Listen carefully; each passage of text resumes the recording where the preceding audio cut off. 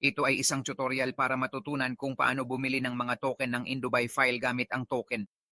Tandaan na dito sa pahina ng indubuy.business, maaari kayong pumunta sa seksyon ng apat na haligi sa ibaba at dito ninyo maaaring tingnan. Pumunta kayo sa bahagi ng Indubuy at dito makakakuha kayo ng karagdagang impormasyon at makikita ninyo ang buong istruktura ng Indubuy token.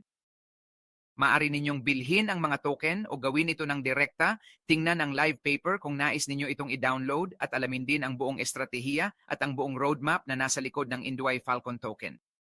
Ngayon mismo ay matututo tayong bumili mula sa back office ng Indubuy Trade. Kaya pupunta tayo sa bahagi na tinatawag na portfolio at pupunta tayo sa seksyon na tinatawag na i-claim mga token. At dito lalabas ang bahagi kung saan tinatanong kung ilang token ang gusto ninyong bilhin. Bibili tayo ng 100 token.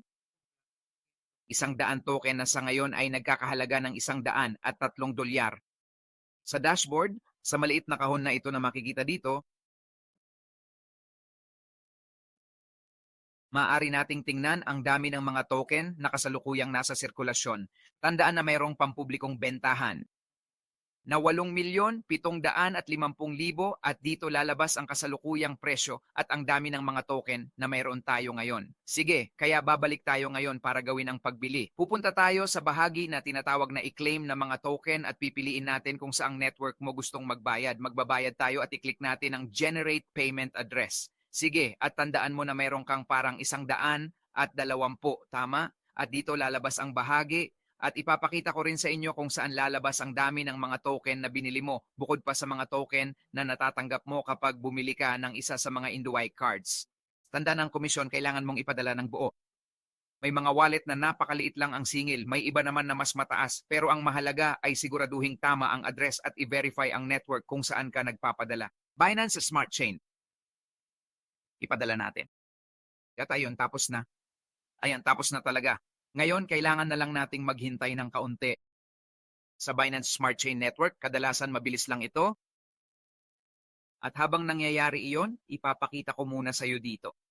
Itong mga token na nakikita mo rito, ang black at gold, ay ang mga token na ibinibigay sa iyo bilang airdrop. Ibig sabihin, binibigay o nireregalo ito sa iyo kapag bumili ka ng isa sa mga card na ito. Bawat isa sa mga card na ito ay may kanya-kanyang benepisyo. Tandaan na dito mo pwedeng tingnan lahat ng mga benepisyo at ikumpara ang mga ito ng direkta sa talahanayan, pati na rin ang iba pang mga bagay na makukuha mo kapag bumili ka ng isa sa bawat isa sa kanila.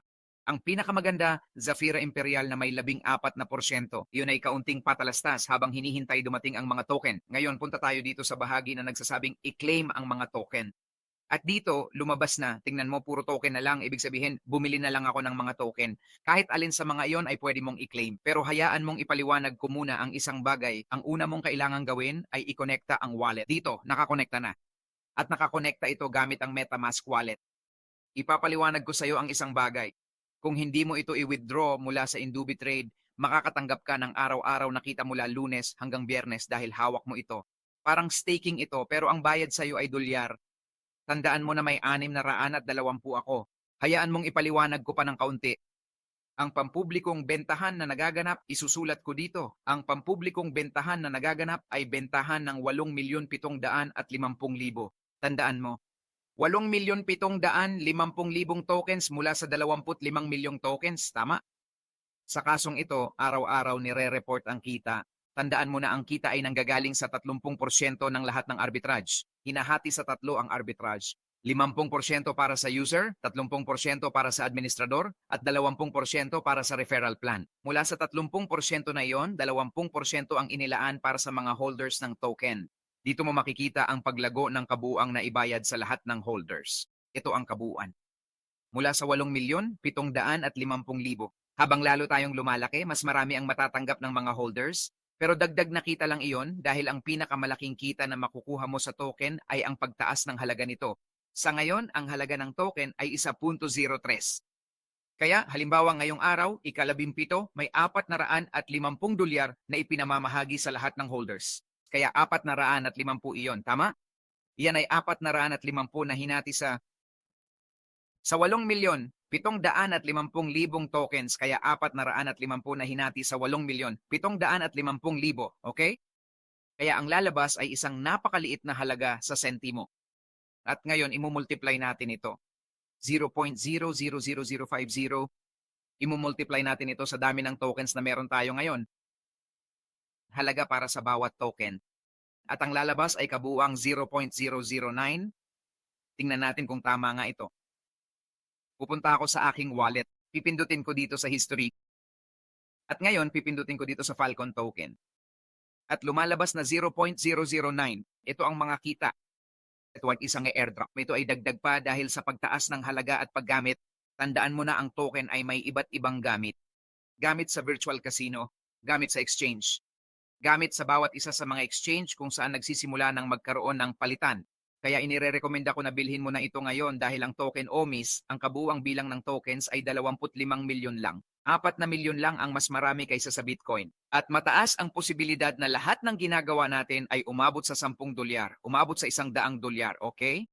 Ngayon, ang tanong ay ano ang mangyayari kung gusto ko silang i-claim? Paano kung gusto kong ilagay sila sa aking wallet? Gusto ko silang ilagay sa aking wallet, okay? Pumunta ka rito, pindutin mo ang I-claim ang tokens at ang unang kailangan mong gawin ay i-connecta ang wallet. Nakakonekta na ang wallet ko dito, kinokonekta ko ito, ini-import ko ang token dahil kailangan i-import ang kontrata. Kaya pinipindot ko rito ang import token, lalabas ang isang maliit na screen ng wallet ko at pipindutin ko ang dagdagan ng token, okay? Dahil nagawa ko na ito, lumalabas na ito sa dagdagan ng token, tama? Naidagdag ko na, at ngayon pipindutin ko na ang I-claim. Ika-claim ko lang ang 100 tokens at iiwan ko yung para sa card. Halimbawa, ika-claim ko yung para sa black. Ika-claim ko yung 4 na po na yon. Ika-claim ko ito at lalabas ang isang kontrata na kailangang kumpirmahin mula sa wallet. Okay? Tingnan ninyo rito. O tingnan mo, na-claim ko na. Dahil nakakonekta na ito, ngayon i-check ko dito sa aking wallet. At sa wallet ko, dapat lumabas na sila. Nandito na, tingnan ninyo. Sa Dubai file na may token. Sa ngayon, pinoproseso pa sila. Tingnan natin kung nandito sa wallet na ito. 4 na pong tokens, di ba? Na dapat lumabas na. At sige, hintayin mo, titingnan ko sa susunod. Sa tingin ko dito iyon. Dapat dito sa wallet na ito dumating. Dito may 70 na na-claim ko na dati. At tingnan natin dito ang mga susunod. At dito dapat lumabas na sila sa wallet natin kung gusto mo, kung iyan ang nais mo. Okay, nakuha ko na ang kontrata at ayos na. Tingnan natin, i-claim na natin sila direkta. Tingnan mo, na-claim ko na. Oo, pasensya na.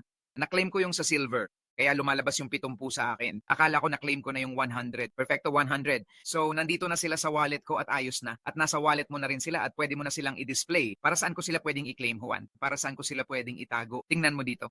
Naka-load na sila dito. Meron akong 70, naalala mo? Ngayon may 40 na ako. 40 pa ang nakuha ko, kaya may 110 na ako. Ayos? Tingnan mo rito kung di mo pa nakikita. Nandito na sila. Ayos? Ngayon, para saan ko sila pwedeng i-claim para magamit ko sila? May mga bagong produkto na paparating kung saan magagamit ko na ang mga token. Kaya inirerekomenda ko rin sa'yo, kung gusto mo, pwede mo itong gawin ng walang problema. Ganon din, natanggap mo ito sa pamamagitan ng airdrop dahil sa mga card na binili mo. O kung binili mo man, gamitin mo talaga o i-hold mo para makatanggap ng maliliit na komisyon na nabubuo mula sa arbitrage para sa lahat ng holders ng token. Isang espesyal na pagbati, salamat sa panonood ng tutorial na ito at magkita tayo sa susunod na tutorial. Pagbati, sana ay nasa mabuti kayong kalagayan. Hanggang sa muli!